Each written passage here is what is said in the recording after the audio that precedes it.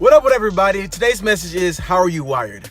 Now, one thing I discovered when I talk to different people is people always say, you know, my culture, my environment, how I was raised has really affected who I am.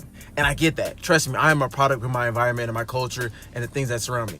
But the thing is, we all have certain wiring, we all have certain things that we were accustomed to growing up, but just because we were wired a certain way does not mean we have to stay that way. And what I mean is, if your family like mine, we talk really loud. So sometimes when I get in conversations, I can talk really loud, but depending on the situation and the circumstance, sometimes I gotta lower my voice and talk regular. Or you may be part of a family or a community where nobody goes to college, but you really want to become a doctor, you really want to become an attorney, or you really want to open your own business, but you have no education experience. That doesn't mean you can't go to school or learn a trade.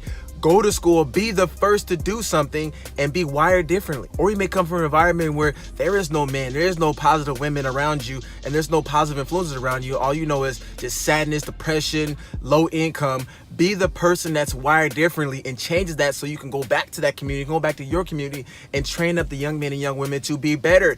You become wired differently. You change and you mold your wirings to affect your surrounding, your environment. Just because you were wired that way growing up, or that's just what you saw, doesn't mean it has to stay that way. You don't always have to stay that same dysfunctional, mean, loud, whatever type of person. You can wire yourself differently. You can change, you can mold, you can grow. But just because you're that person now doesn't mean you have to stay that same. That is no longer an excuse of saying, that's just the way I am. Well, it's time to change. Okay? Get better at being yourself every single day. Have a happy Monday.